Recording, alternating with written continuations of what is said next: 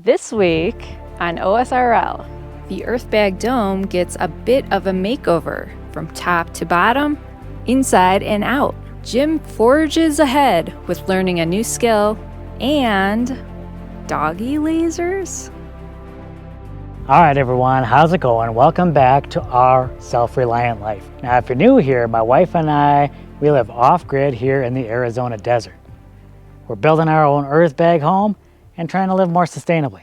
Well, I am about to do something. It's probably been a long time coming, and it is going to change the face of our dome forever. All these boards along the side of the dome, I'm finally cutting them off. They're more of a liability right now than any kind of help. So I'm finally in a position where I'm ready to let them go. It's tough for me to do. It's tough for me to let anything go, but I'm going to cut them off. We used them to help kind of get us up and down from the dome while we were building it.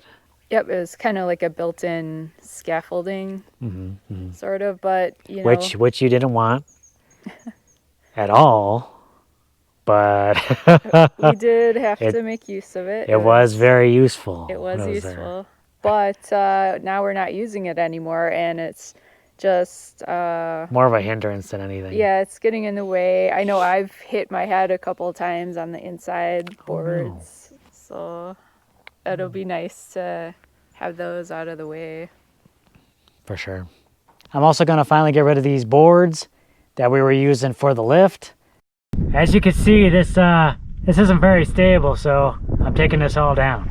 Jess doesn't want to use the lift anymore, so that's going to come down as well.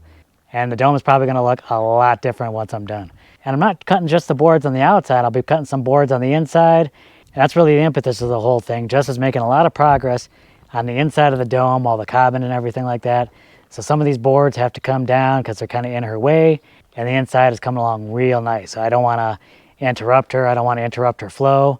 So I'm going to make sure she's unimpeded and she could just continue her work. And that's all she wrote, at least for the outside. All right, now that I got those boards taken down from the outside, I'm going to go on the inside, take some of those down. They're all coming down. Well, most of them. Just the bottom level ones. Keeping the top level ones where they're at. Looks completely different now that they're gone. It's crazy. It's mostly Jess that's been doing work on the inside, but time to get in here, do a little work myself, cut some of these boards down. I'm sure she'll be happy with less boards sticking out of the wall. And then she'll be able to continue on in her cobbing progress. I mean, she's making excellent progress. But ultimately, these boards are going to be getting in her way, so they got to come down. Nothing stands in my woman's way. All right, I just got these two boards left, but I'm going to wait till tomorrow morning because I got to set up. I'm going to do a slight little bit of electrical work. Then those last two boards are coming off. I think Jess is going to be very happy. All right, I'm on the road today. I'm headed out, taking a little break from work on the homestead, but I'm going to be learning a very special skill. So I'm excited. I'm going to take you guys along. All right, so I am on location, and I am going to be learning knife making from Jeremy over here. There's Jeremy. He's going to be my instructor today. Learning to make your own knife, definitely an invaluable skill. So I'm really excited. We're about to get to work. This should be very cool. So we just got this little railroad spike here, and this is what we're going to be turning into a finished product, a finished knife. I can't wait to get started.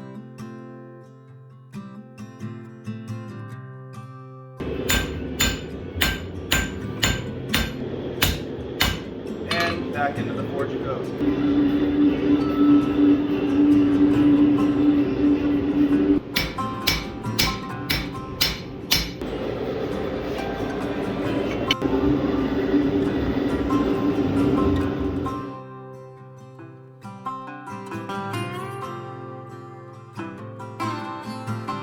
This is a basket weave mosaic Damascus. As you can see, the basket weave pattern in there.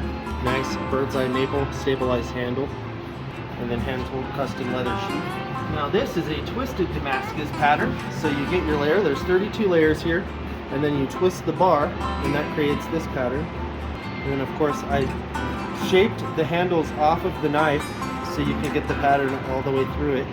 Really nice looking pattern. Then this is another mosaic Damascus.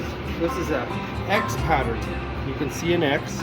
There's an X here, and there's actually a third X under the redwood burl handle. This is a mosaic pin, stag antler, fitting for a hunter. These right here are survival quills. So it's Kydex sheath, 5160 blade, and then underneath the paracord wrap, there's actually a ferro rod inlaid in there that you can pop out and start a fire with. These are my little survival knives. Go across carry sheets. Guys, and then this right here, this is my knife. I've been working on it for 2 years, but this is explosion pattern mosaic Damascus, and you can see the replicating explosions on it. It's going to have a European stag antler handle. It's going to have a mosaic guard, nickel and brass spacers, and then a mosaic Damascus pommel cap. I can't wait for this one to be finished. But it's not a client's. If it was a client's, it would have been done 2 years ago. This is a 120 layer crambit. This is a Filipino fighting knife. Just a random pattern Damascus. Paracord wrap, and then I do all the leather work as well. All the tooling, stitching.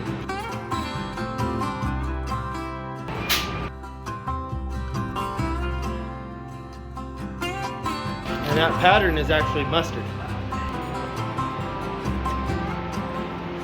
It's the only time we're going to be able to grab this like this. Use the tongs from here on out. So we're going to put it in the oven.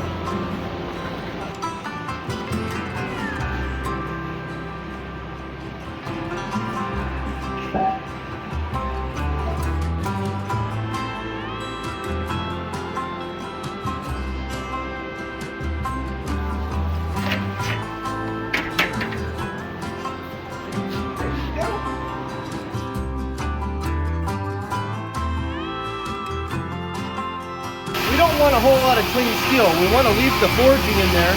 That's obviously through the forge. It kind of tells its story. So we're going to clean up about 3/16 of an inch from the edge of the blade up onto the bevel line.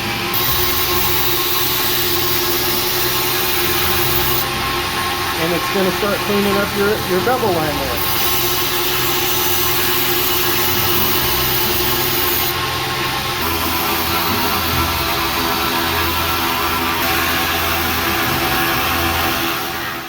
Alright, many thanks to Jeremy over here, taking me through my first knife build.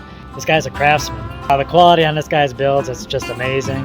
Definitely check out his work. Man, Jim was one heck of a guy to have in the class, and if you guys want to make a knife, let me know. I'd be happy to get you in here and start using the hands again. So I will leave all of Jeremy's information down below. I mean, if you're in the area, definitely check him out, and check him out on all the social medias. Well, I'm up and ready to start work on the inside of the dome. As you can see, it's been getting chilly these mornings, which, you know, after this summer, I'm kind of looking forward to slightly cooler weather. So at the hottest part of the day, temps been in the low 90s, but in the morning like this, right now, it's probably like 58 degrees, which, you know, no complaints over here.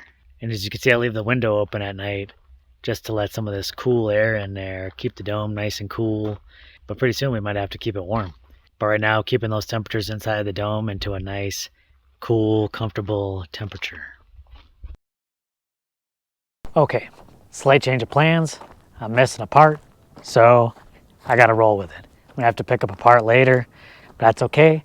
I gotta do an oil change on the Tahoe here. We're gonna have a big trip coming up pretty soon. I wanna get the Tahoe ready so we don't have any worries about it. So I'm gonna do a quick oil change on there. Then I'll take the oil, get the part, you know, take care of multiple things at once. I hate going into town just for like one simple little part. All right, so these will be the last two boards I cut. And I spliced this wire a while ago, but I think I'm gonna add an outlet over here. Kind of an awkward place for an outlet, but I think I'd rather not have the splice buried. So I'll just stick an outlet over here, hook it up, and I think that'll be fine. Okay, let's double check this wire, make sure it's not hot. Okay, we're looking good. So I had this wrapped up pretty good, but now you never know, in time, things Things could come loose. You just never know.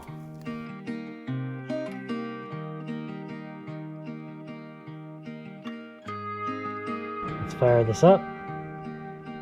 See, we got power over here. Looking good. All right, looking good. As many viewers know, we have 2 dogs. Our boy, Crew, is a senior dog, and as he's been aging, he's been developing more health issues. Earlier this year, when I was having severe head and face pain, I was desperate for some relief, and I got this cold laser. I discovered that cold laser therapy is also used on dogs, so I decided to give it a try on Crew. Hopefully, it will help make him a little more comfortable as he ages. All right, Jess, this is the first time you've been into the dome since I've made the changes? Yeah. All right, well, you can see all the boards are cut. You cut all the boards.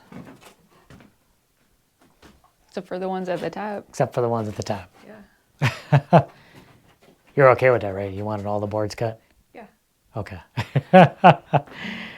And then, of course, all your progress right here. I know you made a lot of progress, but now you can kind of keep going forward. You can see I got the boards cut here, and then I changed the electrical over here. Yeah, what do you think? Yeah, that'll be nice. Now I can just finish up the other half of the wall. I wasn't quite sure what you were doing with the wiring there, where the wires would go, but now I know.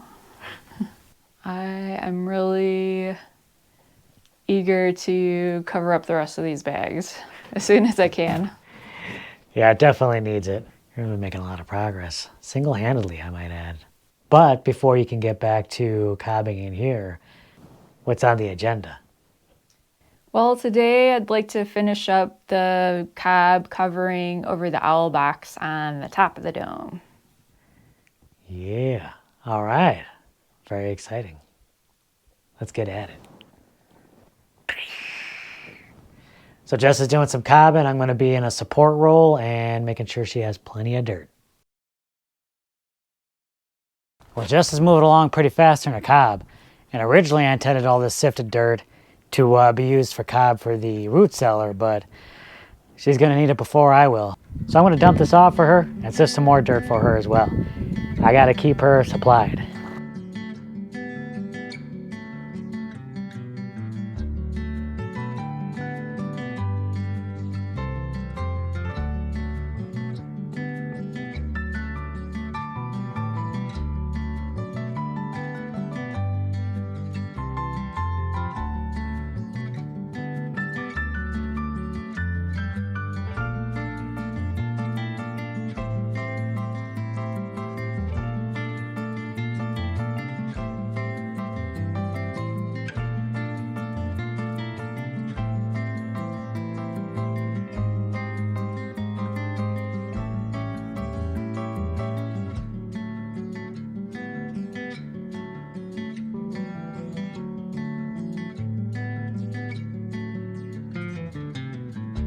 All right, one of the last couple of mixes, hey, to finish up the first coat of the owl box.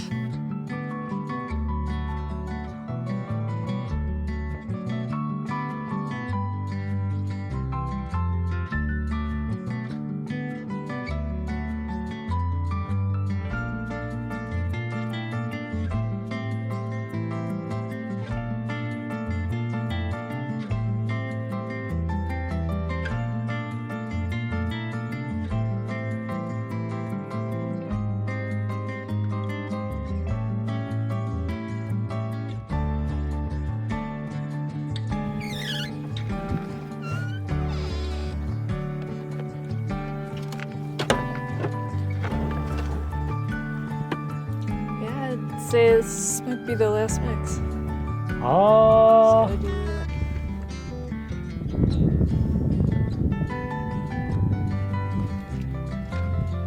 it's looking fantastic, Jess.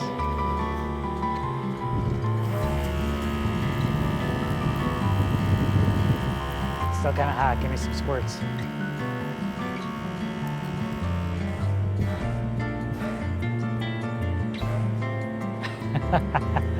What happens after you're done with this initial layer of cob? What, are you done? After this layer, I'll probably do a layer of cob with the long straw and kind of fill out some areas. And after that, I'm putting more cob on with rocks, and then I'll cover over that with the lime plaster, and then over that with the lime wash. So there's still quite a bit to do. I'm tired after just listening to all the steps.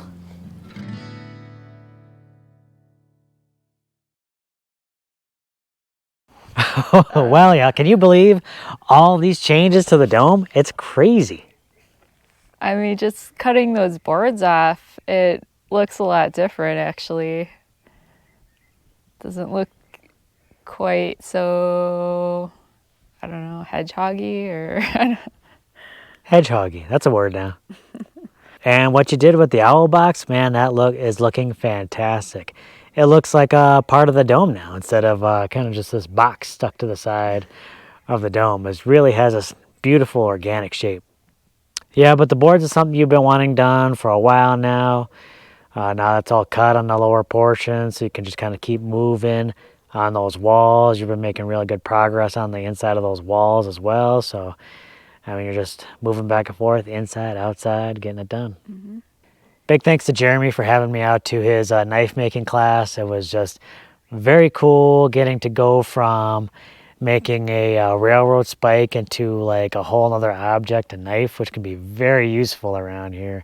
I wish I could have gotten more footage, but I was actually so busy, actually doing the forging and the making of the knife. When you're doing that, you can't film, but very cool. Very honored I could take part in that class. And he is local, so if you are interested in perhaps attending this class yourself, we're definitely going to leave his information down in the description below. And also you can find him on Instagram or Facebook. Forging and knife making, that's a very good skill to learn.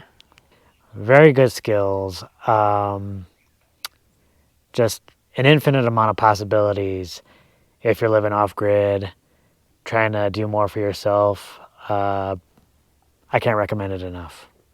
We're about to head out, and I'm about to go under the knife. I got a surgery scheduled today, and I'm kind of nervous, but I will let you guys know how it goes. I'll let you guys know what it's all about. I know I haven't talked much about it, but I'm a little nervous, and but I don't think it'll be a big deal.